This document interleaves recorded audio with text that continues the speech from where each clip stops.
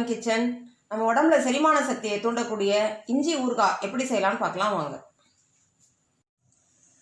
இஞ்சி ஊறுகாய் செய்ய கொஞ்சமாக நல்லெண்ணெய் ஆட் பண்ணிக்கிறேன்.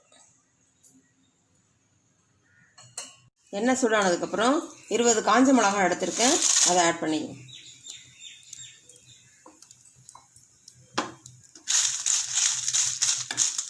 ஸ்டவ் லோ ஃப்ளேம்லேயே வச்சு மிளகாய் வறுத்துக்கலாம்.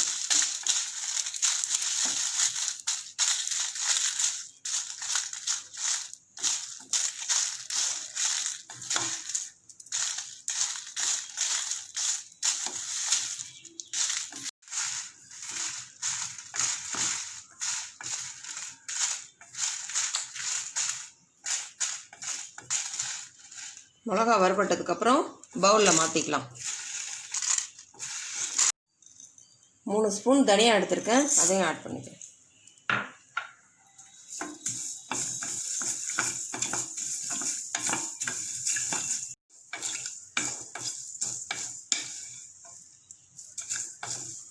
தனியா லேசாக கலர் மாறுற வரைக்கும் நம்ம வறுத்துக்கலாம். தனியா வறுபட்டுடுச்சு, இப்போ மாற்றிக்கலாம். பவுலில்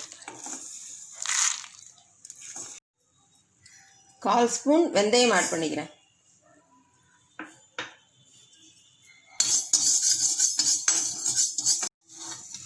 வெந்தயம் வறுபட்டுடுச்சு, இப்போ பவுலில் மாற்றிக்கலாம். 1/4 ஸ்பூன் கடுகு ஆட் பண்ணிக்கிறேன்.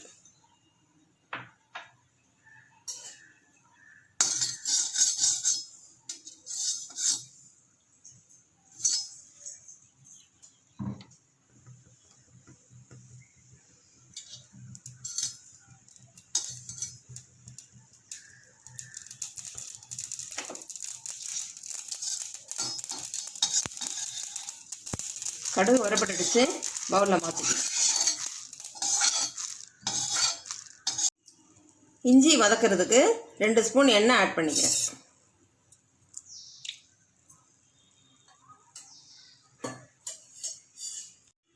எண்ணெய் சூடானதுக்கப்புறம் 200 கிராம் இஞ்சி எடுத்திருக்கேன், அந்த இஞ்சியை ஆட் பண்ணிக்கிறேன்.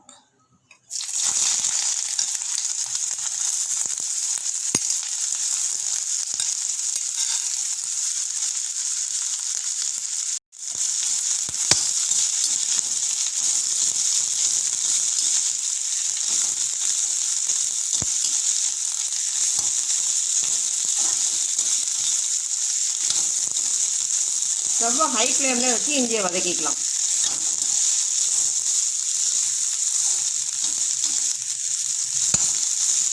ரொம்ப ஹை ஃப்ளேமில் வச்சு 3 நிமிஷம் நல்லா வதக்கிக்கிட்டோம். இப்போ ஸ்டவ் ஆஃப் பண்ணிக்கலாம். வதக்கிய இஞ்சியை நல்லா ஆற வச்சு மிக்சியில் அரைச்சிக்கலாம். நம்ம வறுத்து வச்சுருக்கிற மிளகா தனியாவை மிக்சி ஜாரில் ஆட் பண்ணிக்கலாம்.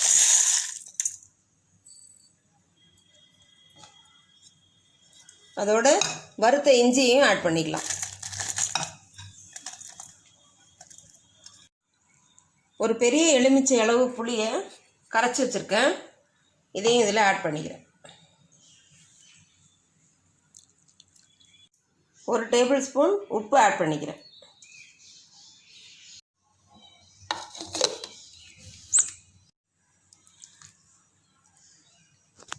நைஸாக அரைச்சிட்டோம், இப்போ தாளிச்சிக்கலாம். ஊறுகாய் தாளிக்க 50 மில்லி நல்லெண்ணெய் ஆட் பண்ணிக்கிறேன்.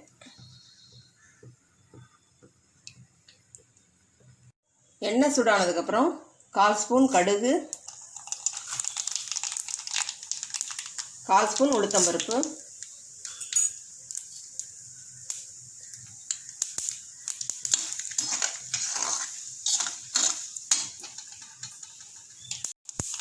கால் ஸ்பூன் பெருங்காயத்தூள்,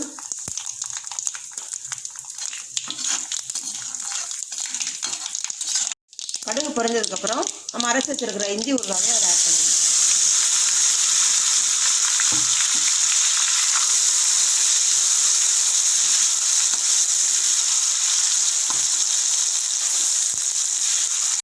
நம்ம அரைச்சி வச்ச இஞ்சி பேஸ்ட்டை ஆட் பண்ணதுக்கப்புறம் ஸ்டவ்வை லோ ஃப்ளேமில் வச்சுட்டு நல்லா மிக்ஸ் பண்ணி விட்டுட்டே இருக்கலாம்.